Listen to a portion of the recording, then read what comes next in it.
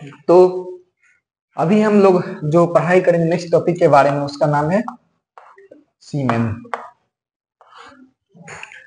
सीमेन दो चीज का मिक्सचर्स होता है। एक तो होता है सेमिनल प्लाज्मा का, सेमिनल प्लाज्मा, और स्पर्म्स,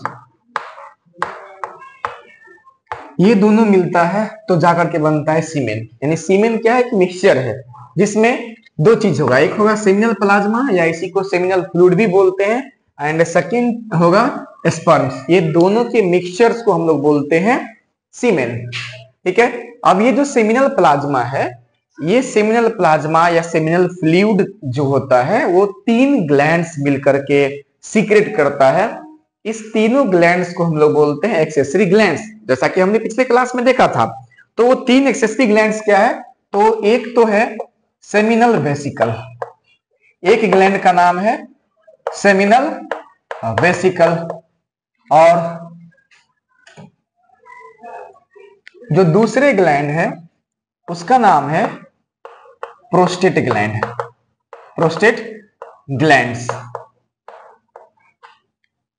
और जो थर्ड है उसका नाम है कॉपर्स ग्लैंड, कॉपर्स ग्लैंड, या फिर इसी का दूसरा नाम है बल्बो यूरेथ्रल ग्लैंड। ये सब आप लोग पढ़ चुके हैं, बल्बो यूरेथ्रल ग्लैंड। ये तीन ग्लैंड्स है। ये जो सेमिनल वेसिकल्स है इसका नंबर 2 होता है, यानी एक पेयर होता है। प्रोस्टेट ग्लैंड का नंबर 1 होता है, सिंगल होता है, और कॉपर्स ग्लैंड का जो नंबर है वो 2 होगा। यानी टोटल 3 टाइप्स के होते हैं। एक सेमिनल वेसिकल्स हो गया एक पेयर, एक प्रोस्टेट ग्लैंड हो गया, और नेक्स्ट हो गया कॉपर्स ग्लैंड। ये तीनों मिलकर के रिलीज करता है एक फ्लूइड सिक्रेशन, उसका नाम है सेमिनल प्लाज्मा। अब ये जो है सेमिनल वेसिकल, प्रोस्टेट ग्लैंड, क्या कॉपर्स ग्लैंड, क्या ये तीनों सेम टाइप का फ्लूइड रिलीज करेगा, केमिकल्स रिलीज करेगा? तो इसका आंसर है बिल्कुल नहीं। ये तीनों के द्वारा रिलीज किया गया फ्लूइड को हम लोग बोलते हैं सेमिनल फ्लूइड या सेमिनल प्लाज्मा। लेकिन इसमें कंटेंट्स अलग अलग होता है, मटेरियल्स अलग अलग होता है। क्या होता है? तो सबसे पहले हम लोग बात करते हैं सेमिनल वेसिकल का। ये रिलीज करता है एक शुगर, उस शुगर का नाम है फ्रक्टोज। क्या नाम है? फ्रक्टोज। तो सेमिनल वेसिकल एक शुगर रिलीज करता है जिसका नाम है फ्रक्टोज, और वो स्पर्म्स को यानी स्पर्मेटोजोआ को एनर्जी प्रोवाइड करता है। सेकेंड, ये रिलीज करता है प्रोस्टाग्लैंडिन्स, प्रोस्टाग्लैंडिन्स, ये रिलीज करेगा प्रोस्टाग्लैंडिन्स। अब प्रोस्टाग्लैंडिन्स क्या करता है? तो जो मेल का पार्ट होता है, वास डिफरेंस, एपिडर्मिस, जहां पे स्पर्म इकट्ठा रहता है, स्टोर्ड रहता है, क्या वहां से स्पर्म अपने आप आ सकता है? बिल्कुल नहीं। अगर आ तो कभी भी स्पर्म पता चला कि आदमी बैठा हुआ है और स्पर्म स्विम करते करते बाहर निकल गया पेनिस से, ऐसा तो बिल्कुल पॉसिबल नहीं है। मीन्स क्या? जब मेल के बॉडी के अंदर स्पर्म्स रहता है तो उस टाइम पर वो इमोटाइल रहता है, मोशन में वो नहीं आ सकता है, मूव नहीं कर सकता है, स्विम नहीं कर सकता है। वैसे किसमें स्पर्म निकलता कैसे है बाहर पेनिस से? तो उसमें मेल रिप्रोडक्टिव पार्ट्स में कॉन्ट्रैक्शन होता है, यानी vas deferens, ejaculatory duct, urethra, ये सब में कॉन्ट्रैक्शन होगा, जिसकी वजह से आगे धकेलते धकेलते सीमेन को और मतलब इंक्लूडिंग स्पर्म्स को बाहर निकाल दिया जाएगा। तो ये मेल के पार्ट्स में, मेल के रिप्रोडक्टिव पार्ट्स में कॉन्ट्रैक्शन जनरेट करता है, जिसकी वजह से स्पर्म्स का मूवमेंट एंड सीमेन का मूवमेंट आगे हो पाता है। नेक्स्ट में है ये फीमेल में भी। जैसे मैं एक सिंपल सा डायग्राम बनाऊं, जब पढ़ेंगे फीमेल रिप्रोडक्टिव पार्ट्स को तो फिर वहां पे हम लोग डिटेल्स में और ज्यादा बेहतर डायग्राम्स बनाएंगे। यहाँ पे सिंपल सा डायग्राम बना रहे इस बात को समझाने के लिए। तो ये जो पार्ट होता है इसको हम लोग बोलते हैं वजाइना। ठीक है। तो वजाइना में ड्यूरिंग सेक्सुअल इंटरकोर्स, जब सेक्सुअल इंटरकोर्स होगा तो इस वजाइना में सीमेन को रिलीज किया जाता है। इस वजाइना में सीमेन रिलीज होगा तो यहाँ पे जैसे ही सीमेन आएगा तो इसमें जो स्पर्म है वो आगे बढ़ना स्टार्ट होगा और फैलोपियन ट्यूब की तरफ जाएगा, सर्विक्स में, फिर यूट्रस में, फैलोपियन ट्यूब की तरफ जाएगा। जी बिल्कुल ऐसा ही जाता है। तो इस यहां से स्पर्म को स्विम करना पड़ता है, आगे मूव करना पड़ता है। लेकिन इसमें थोड़ा सा और हेल्प कर देता है क्या, तो ये जो प्रोस्टाग्लैंडिन्स है वो सीमेन के साथ ही आएगा इसमें। तो जब सीमेन के साथ आता है तो इसकी रिप्रोडक्टिव पार्ट्स में कॉन्ट्रैक्शन करने लगे, यानी आफ्टर ड्यूरिंग सेक्सुअल इंटरकोर्स सीमेन जब डिस्चार्ज होगा वजाइना में तो उसमें प्रोस्टाग्लैंडिन्स होगा जो रिलीज किया है सेमिनल वेसिकल्स। उसमें तो सीमेन होगा, सीमेन में स्पर्म्स होगा, सेमिनल प्लाज्मा होगा, सेमिनल प्लाज्मा में होगा प्रोस्टाग्लैंडिन्स। ये क्या करेगा तो वजाइना में और ये सब पार्ट में कॉन्ट्रैक्शन करवाएगा, जिसकी वजह से स्पर्म्स को आगे पुश करना, धकेलना आसान हो जाता है। तो प्रोस्टाग्लैंडिन्स का काम होता है कॉन्ट्रैक्शन का। इसका काम क्या होगा, कॉन्ट्रैक्शन का काम किसमें, तो male and female reproductive parts में कॉन्ट्रैक्शन करता है। अब नेक्स्ट में एक चीज और ये रिलीज करता है, और वो है जो रिलीज करता है एक चीज और, उसका नाम है फाइब्रिनोजेन। फाइब्रिनोजेन तो तीन चीजें रिलीज करता है, फ्रक्टोज है, प्रोस्टाग्लैंडिन्स है और फाइब्रिनोजेन। फाइब्रिनोजेन क्या करता है, जस्ट पढ़ेंगे जब प्रोस्टाग्लैंड पढ़ेंगे तब। और साथ में ये जो है सेमिनल वेसिकल्स है वो अकेला 50% से ज्यादा मटेरियल्स को प्रोवाइड करता है। यानी अगर 10 ml ये हुआ मीन सीमेन हुआ तो उसमें 5 ml से ज्यादा जो कंट्रीब्यूशन होगा वो अकेला सेमिनल वेसिकल्स का होगा। यानी ज्यादातर जो सीमेन होता है उसका जो कंटेंट्स होता है, मटेरियल्स होता है, उसमें 50% से ज्यादा कॉन्स्टिट्यूट करता है कौन, सेमिनल वेसिकल। नेक्स्ट में है प्रोस्टेट ग्लैंड। अब प्रोस्टेट ग्लैंड रिलीज करता है अल्केलाइन फ्लूइड।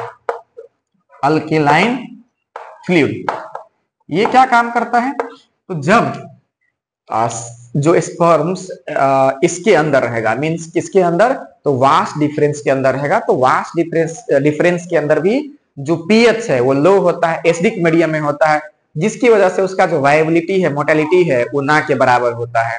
और सबसे मेन बात, ये जो वजाइना है, इस वजाइना का जो पीएच है ये पीएच लो होता है।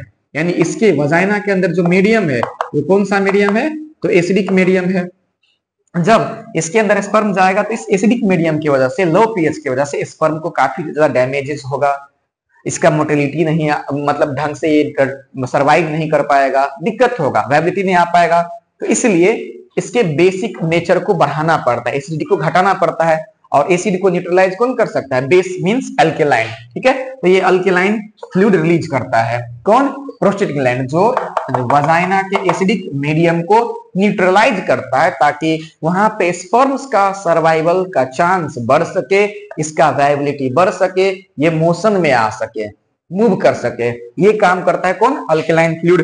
और एक चीज और, ये रिलीज करता है कुछ clotting factors, clotting enzymes release करेगा, ये रिलीज करेगा क्लोटिंग एंजाइम्स।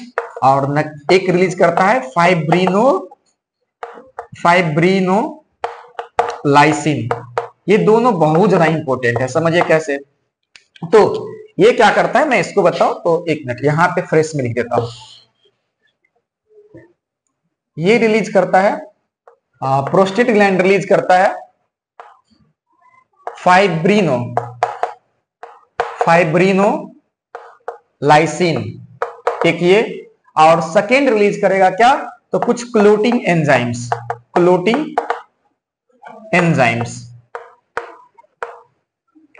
ये दोनों रिलीज करता है प्रोस्टेट ग्लैंड। अल्कलाइन फ्लूइड तो करता ही है ताकि जो वजाइना है इसकी एसिडिटी को न्यूट्रलाइज कर सके, इसके साथ में क्या करता है, तो फाइब्रिनोलाइसिन और क्लोटिंग एंजाइम्स रिलीज करेगा। क्या काम होता है समझिए, जब इसके अंदर वजाइना के अंदर पेनिस जाएगा ड्यूरिंग क्वाइटस सेक्सुअल इंटरकोर्स, तो सीमेन डिस्चार्ज करेगा। जिस समय पेनिस से सीमेन इजैकुलेट होता है और इजैकुलेट होकर के इस वजाइना में जमा हो जाता है तो उसको बोलते हैं इंसेमिनेशन। यानी ऐसा प्रोसेस जिसमें मेल के पेनिस से सीमेन निकल करके वजाइना में जमा हो जाता है, डिपोजिटेड हो जाता है, उसको बोलते हैं इंसेमिनेशन। और मेल के पेनिस से जो निकलता है उस सीमेन, उसको हम लोग बोलते हैं इजैकुलेशन। और जो निकल करके जमा होता है इसमें, इसको हम लोग बोलते हैं इजैकुलेटेड सीमेन। तो ये जो इजैकुलेटेड सीमेन होता है ना, वाटरी नेचर का होता है, पूरा मतलब ज्यादा ये होगा, फ्लूइड नेचर का रहेगा। तो जैसे ही सेक्सुअल इंटरकोर्स खत्म हो जाएगा, तो जैसे ही सेक्सुअल इंटरकोर्स खत्म हो जाएगा तो मेल अपना पेनिस वजाइना से बाहर निकाल लेगा।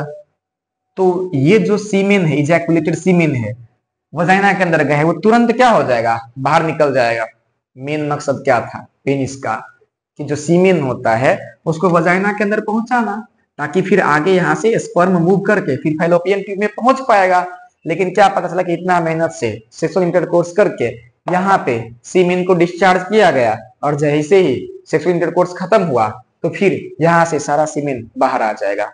तो क्या ये सही रहेगा? बिल्कुल नहीं। इसलिए नेचर ने इस सीमेन में दो चीज डाला हुआ है, एक है फाइब्रिनोजेन और क्लोटिंग एंजाइम्स। तो जैसे ही सीमेन रिलीज होगा वजाइना में, तो ये जो सीमेन है वो यहाँ पर क्या हो जाएगा, क्लोट हो जाएगा, जम जाएगा, दही की तरह जम जाता है, यहाँ पे कर्ड की तरह जम जाएगा, ताकि इसमें से बाहर नहीं आ पाए, निकल नहीं पाए तुरंत।